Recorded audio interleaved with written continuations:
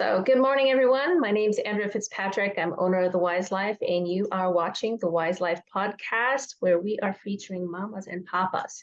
And today we have the gorgeous Megan Tribble here with us, parent-preneur coach extraordinaire. And she has a huge boatload of skills to impart. And so we're just going to kind of launch today with a basic question of and keeping it personal, because parenting is personal and it's not, right? It's this complex thing. So we'll just launch today with you, Megan, with the kind of basic question of, what is motherhood or womanhood to you? Like, how do you define it for yourself and your family? And perhaps why is it important? What is it and why is it so important, or is it? Yeah.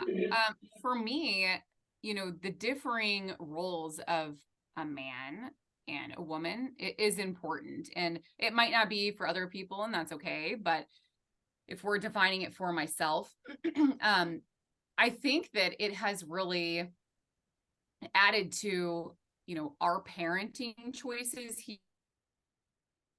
here as a family, and also do fall into the roles of woman and man. And I think that it creates a much deeper level of respect, because there's not no competing into each other's different roles. And so it's just like more of a natural unfolding, I feel like. And yeah, I don't know. I love being a mom. I love being a woman, and I probably have some stronger opinions about like the sanctity, of that. Definitely with my role is an empowered mother, like taking on birth, like really hardcore, like I've home birthed 3 of my children here, and I had 2 hospital births prior to those home births. And so, I've really taken it as a challenge. And I think we imagine being female, being mother, being woman as like a weaker sex, but my gosh, like I have never experienced that whatsoever. And it doesn't contend with my husband being the male, father figure that he is. It's like my own power that I get to express, and nobody else in our house, gets to do that. And it feels great. And so we get to support each other in our roles. I love it. Yeah. I think what's beautiful about what you're saying, and that I think is often under attack these days, if you'll bear with me on those words there, is this what I think of as the sanctity of motherhood, the sacredness of it, because when you really think about it, we're creating a whole nother life with our bodies when we become mothers. There's a lot of disrespect, I feel like, surrounding that. And honestly, I mean, it is absolutely under attack. It's been under attack for, generations, unfortunately. And it's time for a change. Absolutely. I agree with that. And the premise I keep going back to is we've been presented as women and mothers with this idea that, or this ideology that, our children are a burden. There's this responsibility that we must carry. And I'm like, what?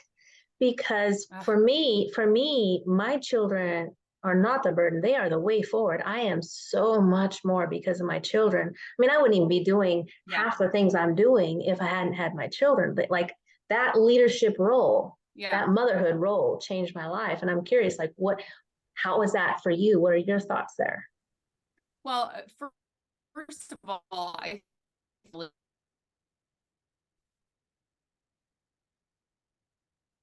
and I'm not putting blame as, a system that our society has created, but the power has definitely been taken from us. And this doesn't mean that, you have to be like me and have home births. You don't have to. You can have a C-section if you want. I don't care what you do, as long as you are empowered, you are informed, and you are making the choice for yourself to work in a hospital system or with pregnant women in general. Like they're funneled in and they're kind of given, this is a whole other topic of like toxic talk, which leads into what you were talking about, how kids are not a burden. I feel like it's such a powerful expression of being a mother is really how we connect with our children, and Yeah. that has massively been taken away from us. Yeah. Don't you think that it has? I It's think been taken. I think that it's part of the impetus actually for me launching Mamas in the first place is that with one of my firstborn, we'll say with my firstborn, I feel like as a mother that the sanctity of my connection with, and I'm using that word sanctity too much today, but that beautiful connection that a mother has with her child was violated so many times for me as a new mom with my firstborn and my secondborn children. And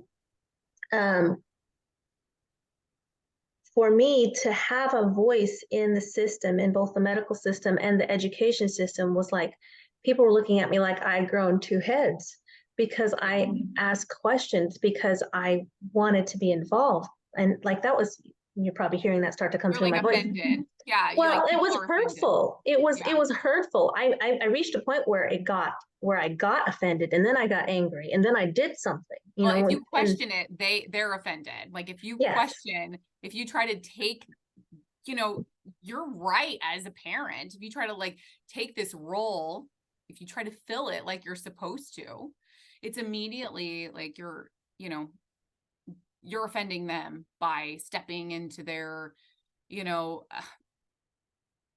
don't know, their skill set, right? Like they almost think, oh no, I know better. And there's no respect, like I said, for the mom. Right. So you're right in that taken thing. So it's a whole systemized thing that I experienced. And I know I'm not the only one. Yeah. And so it was like when I would ask questions about medical things with my son, or when I would say, well, this is what he's doing, this is what I observe. What part of the reason why I say your children are the way is with my firstborn, there were, when he was right about 3, I'm going to be a little vague on the age range here on purpose, but when he was right about that age, we received a diagnosis that was like running, it was like going 100 miles an hour and running into a brick wall. Yeah. And I had all these professionals telling me who he would be, how he would be, what he was capable of. And I had to wrap my head around that. And the first thing I did was I went to all the recommended professionals, acquired them, which was a lot of work actually. There were a lot of them. You know this. Yeah. You know this. But what was interesting to me was that when I dug into the curriculum, all the data points didn't match with the limitations I was being told were like a concrete thing. And I went, and so I dug even deeper. And my point, the reason why I am able to do so many of the things I'm able to do today really is because of being that mother, to my son first and then my daughters. Yeah. And that power wasn't given to me. It's my right. Okay. You have to take it, though. It's my right, but I had to literally reclaim it. Yes, absolutely. And that's the thing I think we're talking about today, is like that reclamation of motherhood, that reclamation of selfhood, womanhood, because there's this thing that sort of just says, no, you don't have that. Yeah, exactly. And people think, like, this is what I mean with toxic talk. It's like, I'm more than a mother. Yes. Thank you. Well, yeah, yes, you're more than a mother, but good Lord, like you're a mother, like, why is that a negative thing? Like, wow, like you're a mother, like we respect different roles that are not as important, like if I were to say, I'm a content marketing specialist, I might have, wow, okay, that's more interesting to people. They put more respect on that than they do. I'm a mom. And it's like, why? What? And women should be proud when they say I'm a mother. If somebody looks at them like, okay, it's like, well, I'm always, that is my top role. And, I encourage other parents to really reclaim them. So that's a big part of what I do in my coaching. But yeah, so I love the word reclamation because it definitely is something that parents need to align with. I mean, in general, whatever it is they want to do, nobody has to be on my path or your path or anybody else's path. It's just about empowering them to get on their own path and not seeing a mother or being a woman as a lesser than title. I agree. One second. I have someone being very, very elevated. Oh yeah, you're fine. This is real life with kids, guys. It is. It is. Mom's running a business. See, and look how awesome you are. Do you guys see how she just like gracefully handles the children? You know, she's with them all day long, so she knows how to kind of like redirect the situation. Now, another mom in this situation who maybe their kids are home from school. Yeah. And like they're so overwhelmed, you know, and it doesn't need to be like that, guys. No. Everything can like work together. And you know what? If you didn't deal with the situation, okay. And if your child comes back in, that's okay too. You know what I mean? Yep. I used to say that because before I started doing mamas, and something I'm still doing as I run the Ogeechee Dog Warrior program. And I would always just open with, guys, I'm a mom, just so you know. I homeschool my kids. You know, my kids are in the home. We might be interrupted. Hopefully not. I've set them up, but you know. Yeah. And it was amazing to me to see the change come over those gentlemen's faces when we were interrupted. It wound up being something that added to what I had to offer because it was real, it was authentic. When my kids would come in with a question or there would be something, I would watch even the most like tough man, you know, I would watch him soften, and it was like, oh wow, yeah. It was this beautiful thing. and that's the great thing about the role of a woman and a mother, you know, is that men, again, I'm not saying all men are a certain way. There's a spectrum of how men are and act, and that's perfectly fine. But it brings a certain softness to their masculinity and vice versa, you know? And so these are all beautiful things that I feel like we are starting to be not starting. It's, you know, it happened long ago when women entered the workforce, I feel like, but radical feminism. Yeah. And so we're so detached from it now that there's not that beautiful balance. And I think it does disrupt the family when we don't have that. And again, this doesn't necessarily need to be like a man and a woman. I just mean the energy of both, you know. So I think that it's important to say that, because I'm not. Well, and I'm gonna, if you don't mind, I'm gonna add to that. I'm gonna say, because I'm seeing what you do, and all of us are prone to do it. Actually, we don't want to have a target placed on us. We don't want to come under fire because we say a man and a woman, and we've started talking about man and woman almost as if it's a bad thing, just like we talk about having birth, having children, like it's a burden. And I'm like, wait a second.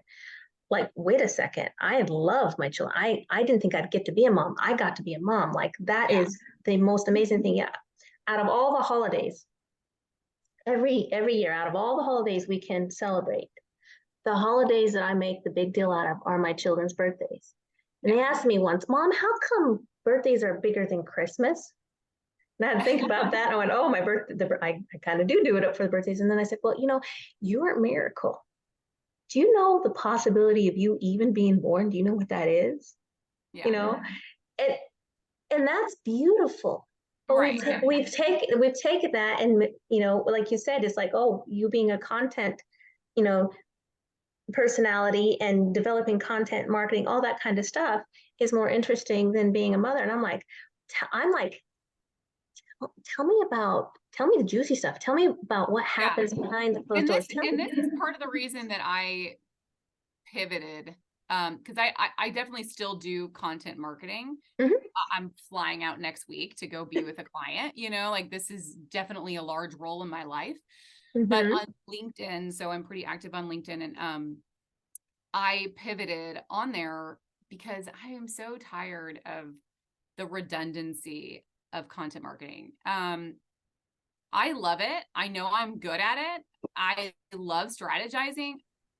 I don't need to share my strategy just constantly. I don't need to bang heads into the wall about such surface level stuff. You know what I mean? But if I can be a voice with the other work that I'm doing now, which is Parent-preneur coaching, this is much more positive to me. I enjoy talking about this. People then can find out that I do content marketing, you know, and that's fine. But to be and to have a voice, I feel like we have more of a responsibility to, you know, put that out there. I don't need to be another, you know, drop in the bucket for content know-how. You know what I mean? Like I have a large skill set behind me as a mother and a woman. And I think that is my greatest role and my greatest skill set that I can offer people. So I like what you're saying there. And I think it's important for us to recognize, because somebody asked me, well, did you change focuses? Because I'm doing so much to do with mamas now, and I'm putting that content out. And I said, no, you could probably call mamas and papas, mamas, my passion project. And it's not that I don't love the other thing I do. It's just that I've learned that what I do in the Indigenous Leadership Principles coaching is unique and an uphill battle. And what do I mean by that? It's right at the heart, just like we're talking about mamas and what does it mean to be a mom? What does it mean to be, you know, to be a mother? I think of self-mastery, right? When I think of motherhood, one of the things that you have that I had to learn, I almost said you, but I don't really want to project that out there because we all have our own experience in it, right? Yeah. But for me, it was self-mastery. How do I become better so that I can give better and raise better and lead better? How do I do that? And wherever that led me, I was leaning into that. And when I did the leadership stuff, I do such a deep dive with people with that self-mastery stuff. It's like, not everybody's ready for that. Right. What I'm trying to get at is not everybody's ready for that. And I know that what I do is pretty specialized. So I'm like, I want a passion project where I can help mothers like you and, you know, other fathers and mothers have a voice, and for people to connect with you and go, oh my gosh, I can do coaching and parenting, or, oh, I can do this business and parenting. Like, and it's not about, I can do it all. It's not about stacking the plate. It's about it all working, you know, together. Yes. And I don't know why people don't see that that is possible. And I think that the limitation there is that they already have their life planned out. I feel like from a young age, we have our life planned out. And so when everything is planned, it's scary to deviate off of that path. I understand. Trust me, I have been there. Like, you know, when I realized, like, hey, if I want to do this, like, be this kind of a mom for my kids and be this type of role for my family, we're going to have to give up X, Y, and Z, you know, and really just start from scratch and rebuild a new path. And it is overwhelming. I'm not going to discount that, but we have one life and like one time that our children are young and that are here with us. And we need to quit deflecting, you know, this like power source inside of us. You know, it's massive, and we're discounting it just way too much. It's infuriating to me. But, you know, I try to be gentle with people and understand, you know, that maybe they are where I was, you know, in my early 20s, you know. So thankfully I started a lot younger, and I was not like deep down in you know, a role. You know, I quit college as I realized, like, whoa, this is not, you know, what I want to do. So I wasn't as deep into it, right, as I know that a lot of parents my age now would probably be. So to imagine like selling your house that you've been in to go move into a smaller house so that you can build something. I'm not saying you have to, but I'm just saying if you are trying to move out of like corporate, like a corporate position or something, or wherever, you know, you're making a lot of money, to be able to scale back and start from scratch, where your priority is your family, where your priority is now your children, you might have to make that sacrifice and scale back and then rebuild.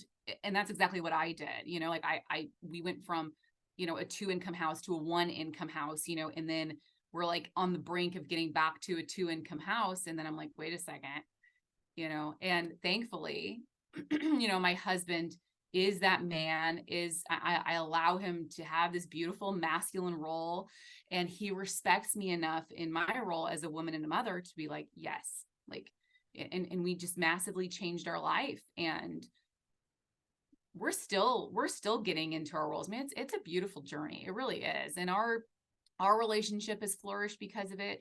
Our children have a better understanding of what the possibilities could be for their life as they watch it.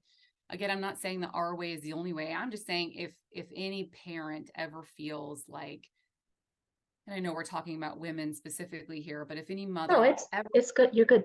You're good. Yeah, like ever feels this pull, you know, if you're going to work every day, missing your kid, stop throwing in your head, oh, well, I couldn't do that. Or like, or like, you know, I couldn't be their teacher, or Yeah, I exactly. couldn't be with them all day. What do you mean? Like, Stop I saying had that. yeah, stop saying that. I had kids. I had children to raise my children. Why else did I have kids? I didn't have kids to go slave away for somebody else for their entire childhood. And it might sound harsh, but No, but know, I think you're talking about purposeful parenting. exactly. I'm all about being intentional. If you make the choice to have a child, now some people might not have made a choice and things happened. Okay, I know. But if you're taking on this role, you have a responsibility. Yep.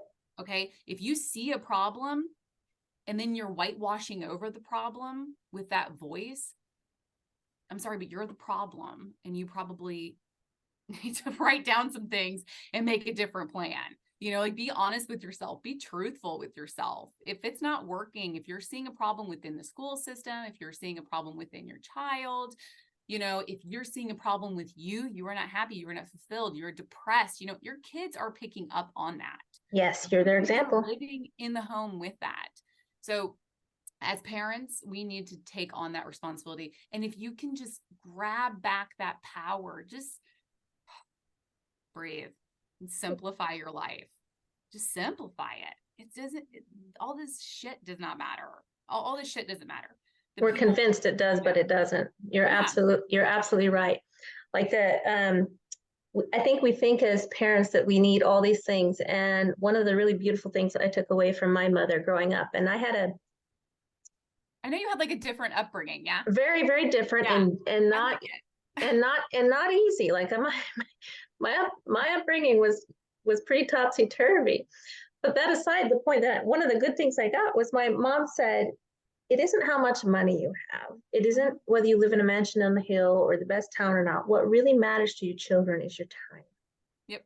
You know, and she always used to say that. And she used to say, that's why I moved out in Timbuktu, you know, because I grew up on a mountain and all that. But a little over a year ago, when I moved my kids and it literally was paring down everything to less than 200 pounds that could fit into the back of my car, because it was cheaper to ship my car than to ship my items. And I'm like, I need the car. And so I literally got rid of everything except for like the quilts my grandmother gave me. See, like, people don't look into this, like, just a little piece of information, so interesting. Like, it's cheaper to ship your car. Nobody thinks about this stuff. But see, when you're a parent who like researches, who each step of their parenting, they're like, and like, it's overwhelming, it's stressful, but it's essential. You have to do that kind of stuff. So anyway, I love that you said that. Sorry, go on. No, but you're absolutely right. But my point with the whole story really is that I got rid of almost everything of ours, my children and mine's combined. All I kept was the sentimental stuff that we can't really replace. That's really all that matters, honestly. And my car and my children, of course. You know, because I researched it. I went, okay, that's going to be like 5 days of 8 hours a day driving with 3 little kids across all sorts of roads. Is it safer to fly or is it safer to drive? I finally went, And you this know is what? a beautiful woman role, by the way, like you planning and going through this. And I feel like we're missing that link because women are so detached from the home, from the family. But like this link right here of you planning is so important. Yeah. I mean, men, I'm not trying to be rude, but men usually don't take on that. Well, no, You know what I mean? That role. no, they don't, and that's the beauty. See, I love that you keep talking about roles, and this is my bias background. So I will just state for our audience that look, I have no problem with any gender there is. Okay, just don't push it. Don't push it. Don't insist that I or my children have to be or believe the way you are. Right. That's the good thing about living in America. We can all have that freedom of choice. Right. But from my personal background, from my ancestors, we had very clear gender roles. I'm using that word on purpose. We had woman and male, and that didn't exclude that other gender roles didn't exist. There's like 12 other gender roles that my tribe recognizes. But we still had the two primary, and the difference in the leadership and how those two roles came together and pivoted off of each other and strengthened each other in the community, in the family. Like I still have part of that from my tribal peoples, and it's beautiful. That's like the foundation of support, you know. The male and female role is perfectly a yin and a yang, you know what I mean? Yeah.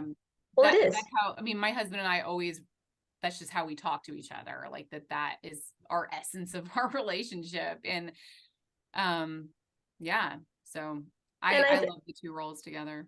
Yeah, I do too. And again, like I said, it's not to diss anything else, but it is to say that we're not in this new movement. I don't even know if it's a new movement. I feel like it's a new movement. We are not It's not a new movement. It's just the conversation is very loud. You know, it's not a new movement. Thank you. I think everybody's totally fine with people being, I mean, of course, there's some a-holes, you know, but I'm pretty sure that everybody's totally fine with you being whoever you want. I love it. I support you. But yes, when it's like attacking who I am and which is my role and my feminine nature and me wanting to be the person I am and raise my family the way I want to raise them, then I'm not okay with that. So it's more like the conversation has changed, but the roles, I mean, it's always been right. And you're absolutely right. And thank you for bringing in that thread of thinking, because that's exactly what I'm trying to pinpoint is like, look, I love what I have. I love being a feminine woman and a leader. I'm using those terms on purpose. Because I don't associate the feminine with weaker than. I don't associate motherhood or being a woman as a less than in any way, shape, or form. I think being a woman is like the most powerful role, honestly, above men. I think men are powerful in their strength and in other ways, but I mean, women are givers of life. I'm sorry, but do not discount that. You know? Well, and there's all sorts of things I could rebuttal that with, but it's not even my thoughts, so I'm not going to go there. And I don't agree with them, so I'm not going to go there. But I love what you're saying, because this kind of starts to dig into like what does it mean to us to be mothers and women, and how do we clarify that for ourselves, and how do we reclaim our own sacred power as life givers and the raisers of future, you know, the people who literally form language. Like people don't think about that. I'm like, you form the very perspective and language of your children and how they step into the world. And when you negate that and say, well, I'm going to put that out there because this I got this business deal, right? I'm on the corporate ladder, or I'm on the whatever it is. I'm going to put the children out here and I'm going to focus over here. I'm like, you know what? That's going to always be there. Some form of that is always going to be there, but your children are not always going to be 7, 8, 9, whatever their age range, right? They're not. And you get this one chance, from my perspective, you get this one really chance. Small window. Yeah, it's a really small window. My oldest is 16, and I have been with my children I mean, I think the longest I have not been with them was 10 days this summer. My son, he's 14. He went on a like a backpacking trip in Colorado. And that is the longest I haven't been with him. People might, when I say that, they might assume, oh, she's a helicopter parent, or oh, she shelters her kids, or, you know, whatever. That could not be further from the truth, honestly. I love that you're saying it, because see, I get the same thing, and I'm like, no, look, no, that's not what happens. I'm Yeah. probably very tough as a mom in many ways with my children, but mostly because I know they can, and I don't withdraw nurturing or support. I'm just saying that, like, I have high expectations. I mean, yeah, I mean, like I just said that my son went backpacking in Colorado. That means like he is, you know, I would have to talk to him about specifics because I don't know the specifics because I wasn't there, you know. Right. But you know, there's no cell phone reception up there. You know, he is camping outside in the elements with bears, with you know what I'm saying? So Yeah. I know the path he was on, maybe, you know, but that's not you know, I'm not a helicopter parent. Like anyway, that's a whole nother discussion probably. But no, I mean, but the point of all of that was to say that I mourn, like I feel like I'm grieving often the loss of their childhood. My 14-year-old acts a lot older than he is. Yeah. And I mean, so does my 16-year-old, but you know, it really is. And it's like, man, how did this happen? When did this happen? And it definitely makes me appreciate, I mean, not that I ever didn't, because I've been with them their whole lives, right by their side. But it's hard. I mean, it's nothing that you can contain. Like you can't contain your child. They're just growing all the time. They're always changing. They're always growing, and you're But going to yeah, miss out. And your relationship with them when they're little sets a foundation for what your relationship is going to be with them when they're adults, yes. which is going to be the primary part of your relationship, which I posted a statistic once about this. It's like 90% of the time you will ever spend with your children is done before they turn 18. Yep. Absolutely. Like, wow. So, I mean, I'm hoping to change that statistic for myself. I'm hoping that my kids allow me to be a part of their lives, in their families' lives, or whatever they choose to do when they're older, a little bit more than me only having 10% of our whole time together being, you know, that. I'm hoping that, you know, it's more, but that's why I'm doing the work I'm doing now. And I'm not being, I don't want to use the word selfish, because I empathize with parents and how they've been funneled into the system of everything that is our Yep. society. But I mean, honestly, it's heartbreaking because like I can see it so clearly. I can see Yep. it happening. And I have friends who did take that path, you know, like, Yep.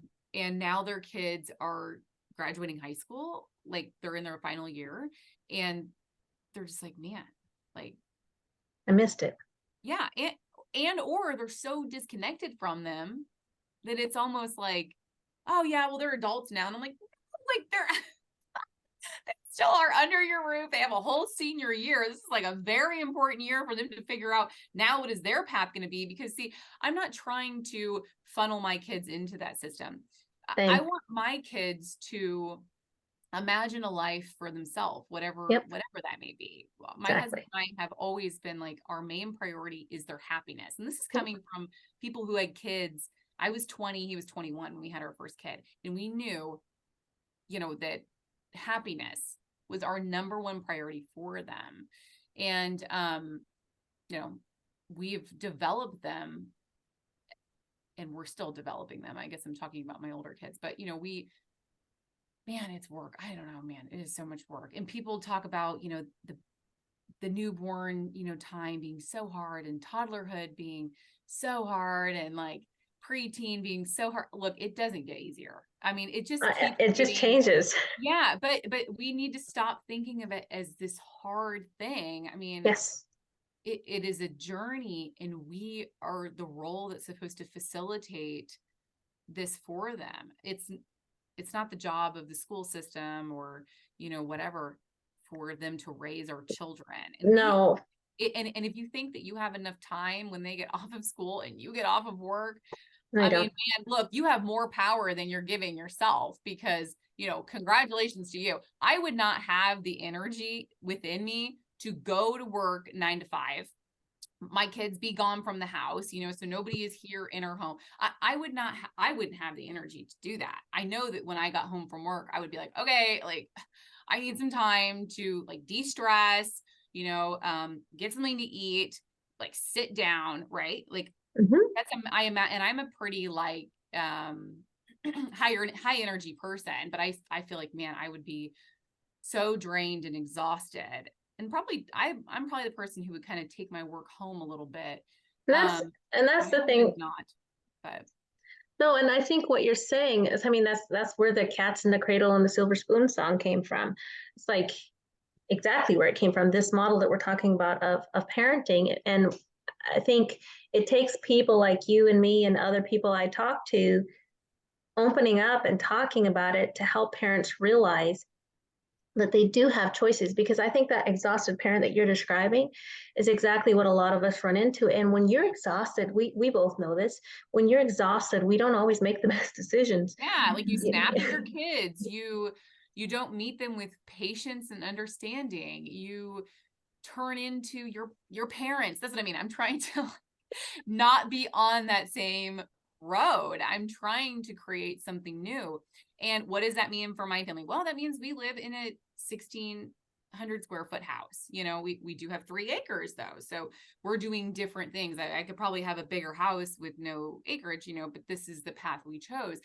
And we need to quit looking at these shiny things and thinking I mean, honestly, I feel like that's what it really comes down to. And then of course we want to talk about people who are below the poverty line, really actually suffering, and it's really hard, and they have to send their kids, they need support in other ways. And I feel like if we know how to support our children and our relationships within our family, we can better support other people who really need help.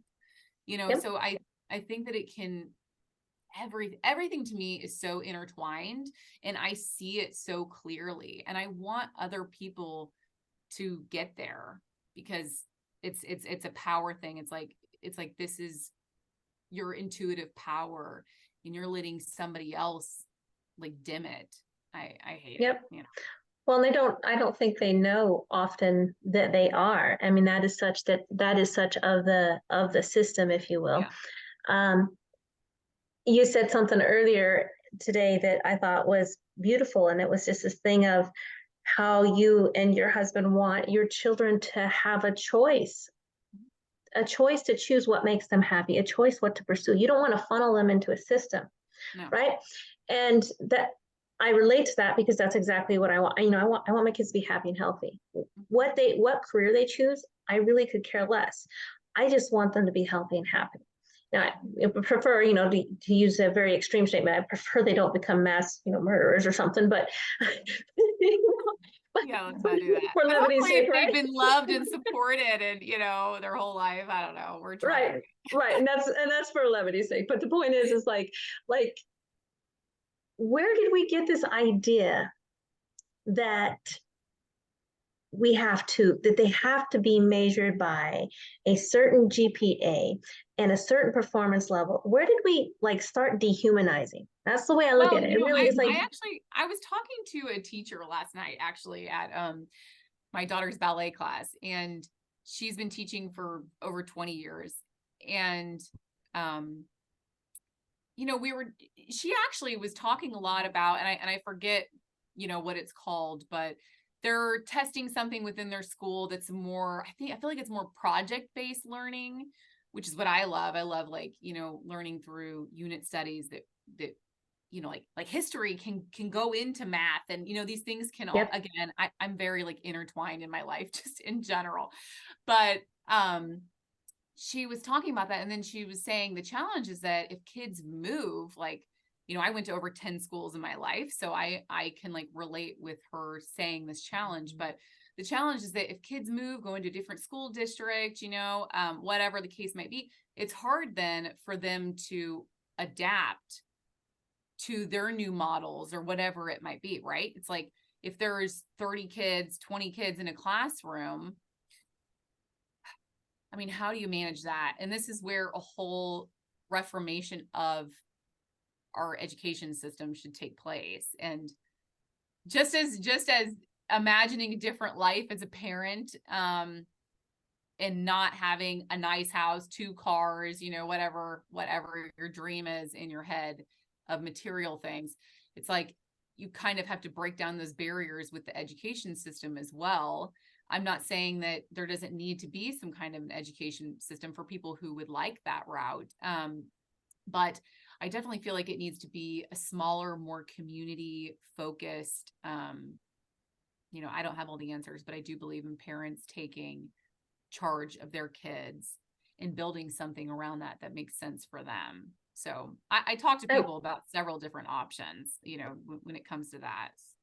Well, that's beautiful, and that's part of the reason I love speaking with you, because I'm like, this is someone who is supporting parents to realize that they have choices. It doesn't have to be one or the other. Yeah. And for me, like I understand that I'm a little biased, and that I see it interconnected. That's my background. There wasn't separate.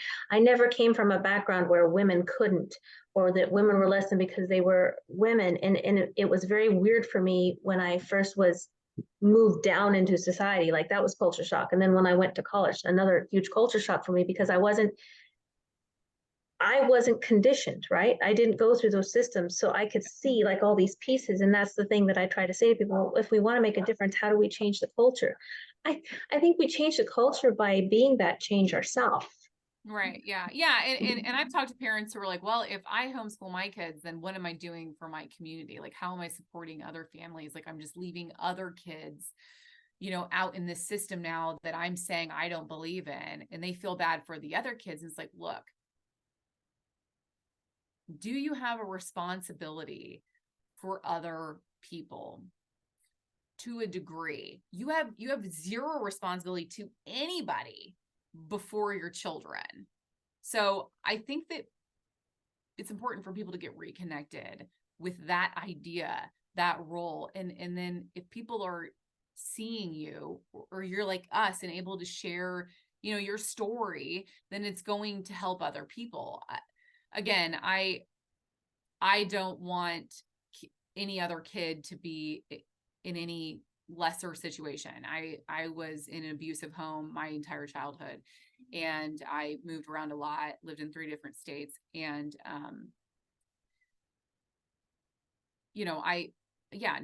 I love children. I'll have any kid in my any time of day. Ask my husband. We have a massive like van. I think I told you, maybe, I don't know. We have like a giant transit van, a white van. So everybody's like, they know me. They're like, Megan, like all the teenagers and stuff. And like for Halloween, we're like, yeah, everybody jump in, and we'll like drive the kids around, and they'll jump out and go trick-or-treating.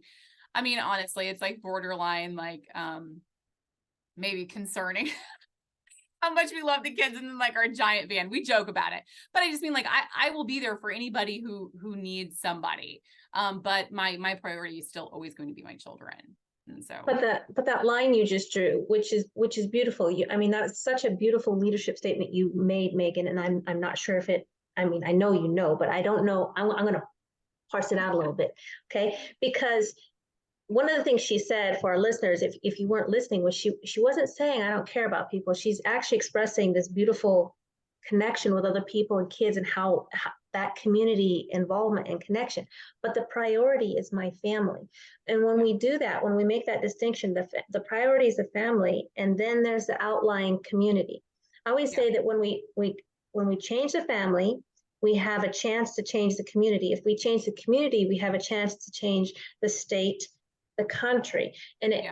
it's this circle, right? It's this spiral. Family is really like the heart. Like, we all say, Yes, oh, family is the heart. But like, if it you is look the at it heart. from a community aspect, right? If you can get this one structure solid and beating and rhythmatic, then it is explosive, and it is touching other people around you. Boom. It's like a pebble in a pond. And this is Yeah. exactly why MAMAS is an acronym that stands for Mamas Allied Make America Strong, because that heart, I believe that parents are the heart. Family is the heart of this nation. I mean, that's the beating heart of this nation. And that's the thing that I see kind of being dismantled. And And I'm they'll like, do anything to tear it apart. And you know what? yep. You need to quit being distracted, and you have to get very serious about your role. I mean, if you chose to be a parent, you need to step up. I mean, Yes. it's that simple. I mean, anyway, I could go really far off the deep end, but I'm trying not to. I can trying tell. not to here. but you're right. I mean, if we actually talk about that and we think about that as mothers, I mean, I can tell listening to you and having talked with you that we both view being a mama, being a mother as something that's akin to the sacred. It Yeah. is connected to the sacred. I would say that motherhood is one of the most beautiful, bittersweet, powerful journeys we'll ever go on. All of The those things biggest at once. self-development role ever. I mean, you'll Yeah. never encounter a bigger self-development role. And if you are okay with being in, let's say, like you're in a corporate position or something, congrats to you, but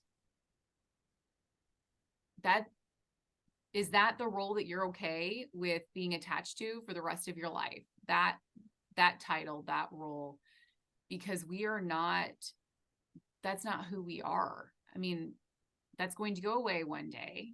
And there's really no evolvement in it. Unless, you switch positions, but still, I mean, you can only go up so high and do, different things.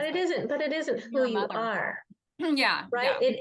It isn't who you are. And even like motherhood, like I love being a mom. It is a super duper primary role in my life. It is something that I feel like I was so blessed and lucky to be gifted this opportunity. That is the way I see it. It's an opportunity. I have this opportunity to be a mom. That's People don't incredible. understand That's the incredible. magnitude of what you just said, though. Like, a lot of people do not register with the magnitude of what you just said, like they don't identify with that as like this powerful, magical thing. They don't identify with that. They're like, yeah, I'm a mom, but look at all these other things I'm doing. Look at all this other stuff I have, and yeah. And not to say that they don't love and value their kids. I just mean that they're being kind of directed into the wrong things. I think there's a lot of things that catch people's attention. And I think that I keep they using they want the best for their kids. I'm not trying to say that they're not. no, I just no, think that but we've been influenced. That's the truth of yeah. it, Megan. We've been influenced. That's why I keep using that term radical feminism, because radical feminism implicitly states that we women must be like men, that we women must take the roles of men, and I'm like, what? Yeah. Hell no. Pardon my French, but hell no. I have worked ranch jobs. I have driven big equipment. I have dug in the ditch, and I have also had the roles of a woman. And I have earned the respect of men by doing that hard work. But you know what? I love who I am, like that person. I don't mean like, oh, I love myself, not that ego thing, but I mean, I appreciate who I've become through this journey. And I'll tell you, I didn't know who I was until I became a mom. When I became a mom, it was like, oh, hell no. Oh, yeah, I'll do that. Oh, hell no. And you learn to stand up for yourself. You learn to stand up for your children. You learn to step into that leadership role to advocate in a way that you never even dreamed. And then the next thing you know is you find this tribe of people and you're like, no. And you advocate for them too. And you wind up understanding all these things. That's why I say that our children are not a burden. They're the way.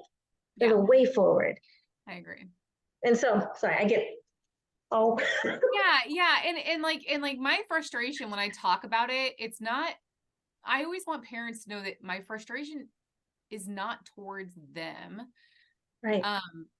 It's just that I have been doing this so long that I know it's possible for them. And it's okay if they hear me talking and they're like, oh no, well, I'm not interested in that. Or like, I'm just not that type of person, or I mean, whatever, I'm not gonna, It's America. You get a choice. yeah, I'm not, maybe I'm not for you, but I have worked with a lot of women, and all of the ones I've worked with,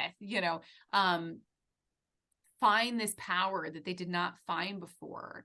Yep. And it has rippled through their home and down to their children. And it's such a beautiful thing. And they're softer, they're happier, they're just And great, there's this magical thing that happens when a woman does that, by the way. It's like giving water to a plant. Their Mhm. children grow and flourish. But the other thing happens is that if they have a partner, Yeah. their partner stands straighter. Their Yeah. partner is happier. Their partner steps forward more and has this Yeah. there's this strength that gets imparted when a woman really I'm claims kind who of she coming is. into this more. Yeah. So I'm kind of coming in. That's funny you mentioned that, because this is, I said earlier that my husband and I are we're constantly evolving. We're constantly growing together and independently. But I recently had a conversation with him about how I want to become softer, and I want to be able to be in that more. I'm excited about it. I really am, because all of my stuff that I've had to go through with Allison, and I'm still going through with Allison. So my oldest daughter had multiple rare health conditions, and Yep. we've been all over the country and out of the country, and really fighting, truly fighting to save her life. And I had to do that. I mean, my husband's working, right? And so I really had to take that role on. And then of course, with my childhood abuse, it's I also had to be in this power, strength role. And man, I'm exhausted. I don't want to be in that. And I see myself as a soft, feminine woman. I always have. I've always seen myself as feminine. But when I get into that more masculine role, I think part of it brings me back to my childhood, but it's just not the role I want to be in. And I do feel like me coming out of that role a bit and expressing to my husband that I don't really want to be in that role so much, really gives him the power to stand up, like you were saying, and he's an amazing guy, but just giving him the opportunity to really just be in his evolution more, for his role. And it's a beautiful thing. Yeah. So Well, it's a hilarious what you're talking about. I think is so beautiful, because I think we're always as limited as we have healed our past, and you don't know as much about me as I know about you, because I've been digging in, and you're on my podcast, right? Yeah, but But we should change that role sometime. But yeah. but the point I'm trying to get to here is we both had a really bumpy childhood, and there was lots that I had to pick myself up from. So when I was dealing with the medical system with my kids and stuff, there were things that were right inside of me rearing up that I had to heal and figure out how to deal with, so that I could properly advocate for my kiddo. Because you just can't come in there both guns blazing, right? Oh my gosh. You have to learn to ass kiss. You know what I mean? You have to you come really in, you go like this, to manipulate. That's such a bad word. No, it's not. It's how we see it. It's how we see it. No, I hate that though, because it shouldn't be like that. The sad thing though is that it is like that. But as a woman, I have to come from it in that way, right? Because people how do you feel about that? But how do you feel about that? Because see, we're talking about roles of womanhood again, and it's you're forced over into behaving a way that you don't hate like. Yes, no. I 100% wish that I could go to a male doctor or a female, whatever, somebody in an authority role, right? And I wish that I could look at them and be like, you know what I mean? And just straight up and be taken seriously, right? Yes. But unfortunately that's not the case. So I had to come in and listen to their shit, okay? Listen to them. And I'm like, You already know it, then don't you? I have to be like fully ready. I'm talking like research backed information, like, okay, but what do you think about this then? You know, so then they are And put you on the have to, spotlight yep, and and they you are have to have the research or they won't believe you and they won't answer exactly. you. And I hate that because intuitively, my intuition as a mother is very powerful. Yep.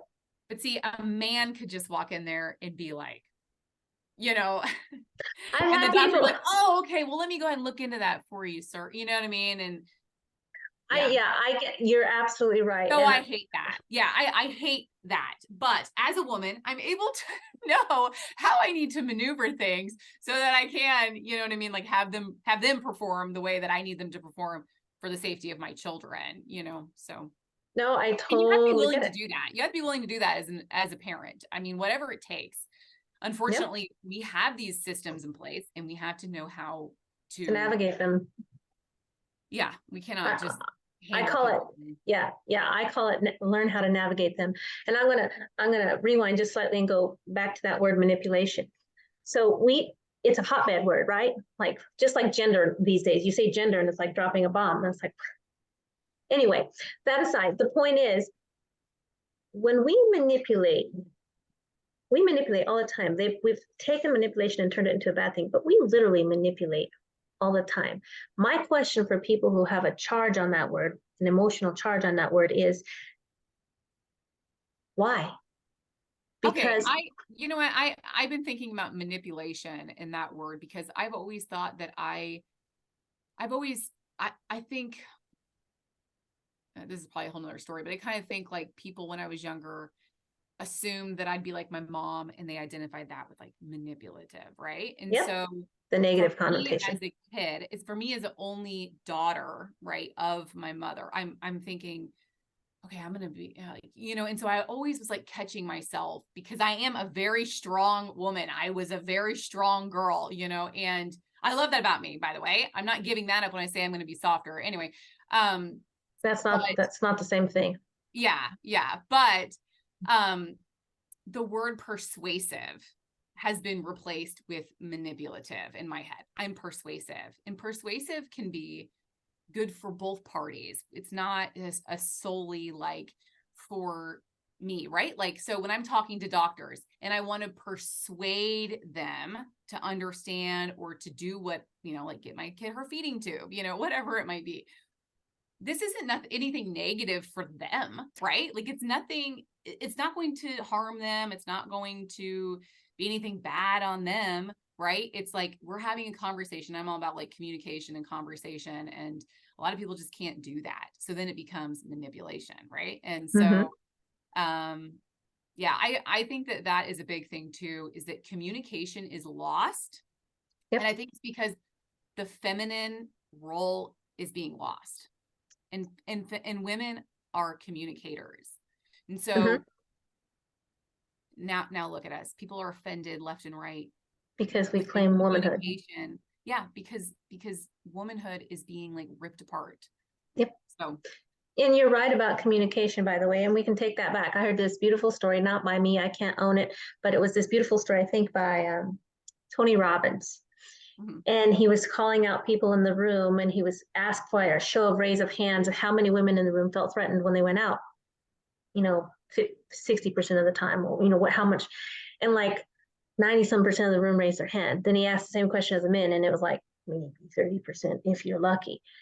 And so he proceeded to tell the room why. And he said, look, in the caveman days, we're gonna put it in this little analogy, but in the caveman days, and I'm paraphrasing him, but in the caveman days, you men, you went out and hunted. Okay. You found the mammoth or whatever it was, and you guys killed him and you ran towards danger.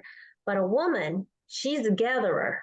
She has to go down the hill, around the rock, around the crag, 2 sagebrushes past that tree over there to identify the plant she can harvest. And if she gets it wrong, she poisons the whole village. She has to pay attention to every single detail. And I laughed so hard when I heard that, because that's I have 10 brothers and 4 sisters, so I can totally laugh. I'm like, oh my, I'm like, I oh don't yeah. think I knew that about you. So I'm like, Wow. oh yeah, that's a guy thing, that's a girl thing. And I, I Yeah. got teased all my growing up, you're such a girl, because I would talk more than they did, right? And Yeah. it's an actual fact. But it's like, women connect Mhm. and do this thing. If you sit women and men down to the same test and you give them yes, no kinds of answers or true or false answers, if a woman comes to the question, they tested this. If a woman comes to a question and there's no right answer provided, she will write in the right answer. Oh yeah, I did that plenty of times in school. So I know that's true. Yes, whereas guys will, most of the time, Yeah. believe it or not, guys will just choose the least best option that's Yeah. presented. And I'm like, that's perfect presentation of how our minds function. And there's nothing wrong in that. It doesn't mean the man's worse or the woman's worse. We're just different, and that's beautiful.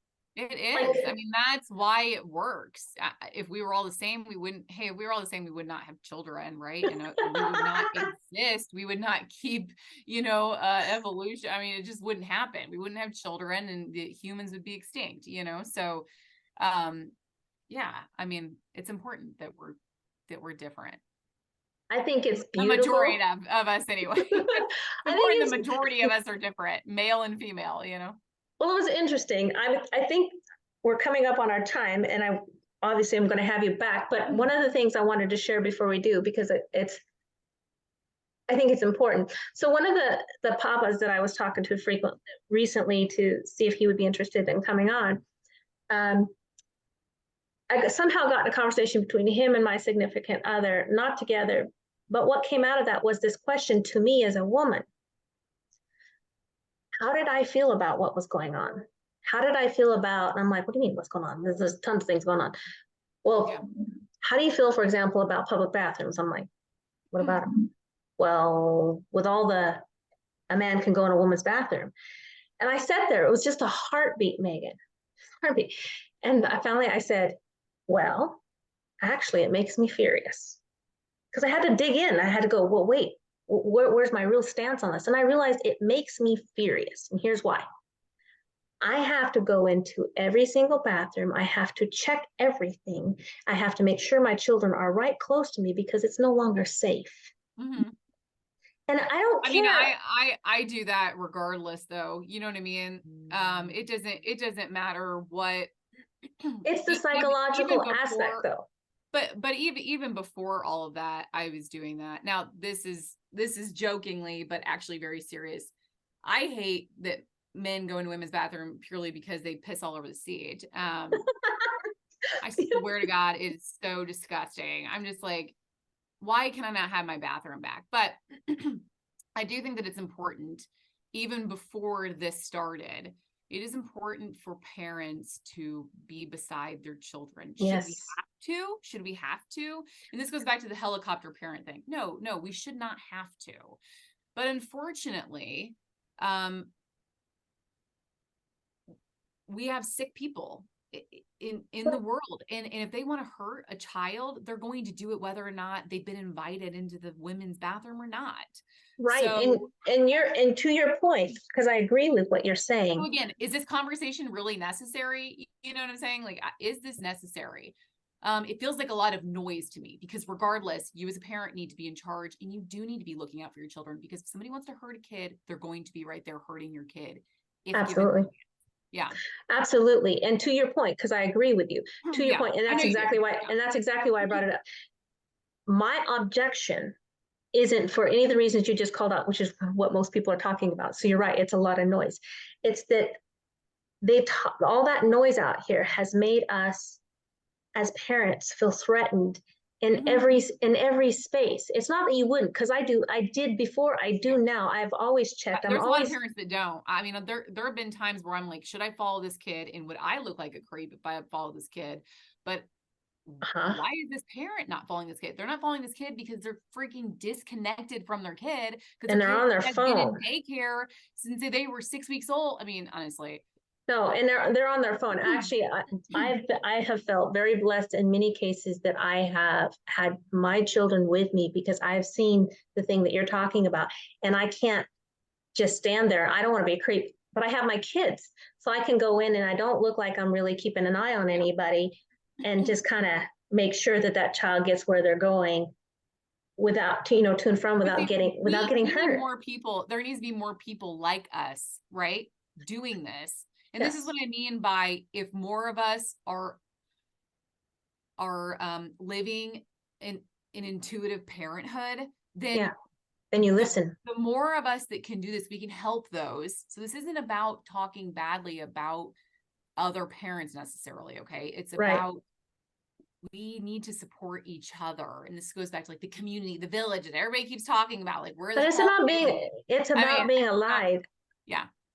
It's about being alive. And you're right. And that's part of the push for me of wanting to start Mamas. It's like, I think on some level we have to talk about what is, what has been, and where we want to go.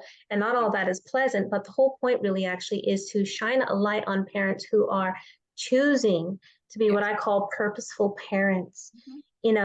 Mamas and papas who are choosing to be purposeful. I mean, that's part of the reason I was like, when I saw your pivot, because that's what caught my attention, your pivot towards Parent-preneur, was like, oh gosh, here's a mom that's doing it. That's wonderful, because not every mom does. And you were getting vocal about it, and you're getting beautifully vulnerable and strong in your share. I think it was Brene Brown that said, from the heart of vulnerability springs pure courage and innovation. You make me think of that, because I see you doing and leading in that way. And I thought, I have to have this woman. Thank you. I'm so glad we connected. Yeah. I love talking to you. Yeah. The months that I was on LinkedIn and just talking about my work as a content marketer and a copywriter, I don't know. I love that work. Because it's helping people, it's helping businesses. I love that work. But yeah, I need to have my voice out there in the way that I want it to be out there. And people can know I'm a content marketer and understand what that is. But if they can get to know me as a person in this side of me, that's the most important side of me. I just hope it can encourage other people, to find that within themselves, because I mean, that's what we're all connecting online for, really. No one, I mean, you could probably Google the stuff, right? Like about content marketing, and, you probably figure. Oh yeah, you can find, you can find a lot of stuff. But I've taught when I work with my Ogeechee warriors, I'm always talking with them about connection, because it's one of the primary things I see us missing as a society and as parents, as communities, is that real genuine connection with one another that isn't like for our listeners out there, you really ought to know that neither Megan and I are sitting on a judgment seat saying, oh, you parent, you should do this, you should do that. What we are really advocating is for parents to be purposeful, for us all to be purposeful in our choices and in our parenting, and to know that you can, that's actually an empowered role. It's not a victim role. It's a leadership role. Right. Yep. And I think that's something really beautiful I see you doing. And I don't have a further question without getting us way super off topic, but for today, what have you given thought to what you would like the listeners to take away from you from today's talk? What would be the takeaway, or the couple takeaways, do you think? I think that we talked a lot about reclaiming your power as a mother and even a father. But for women specifically, not handing that over or thinking that you're less than, but really knowing that you're more powerful in your feminine role, and trying to identify with that, and whatever that is for you, and to see that as a powerful thing. And softness does not mean less weakness. That's another discussion probably. We could probably do a whole episode on softness and how. Let's do it. Let's do it. Like, anyway. Let's do it. Let's make it. It's not meek, and it's not, sit in the corner woman type thing. But, I mean, that's not what we're talking about here. But I think that being an intuitive parent is always a takeaway. People need to be able to advocate for their children and fall into their parenting role first and build a life around that. Yeah, I love the structure you just presented because that's exactly how I see it too.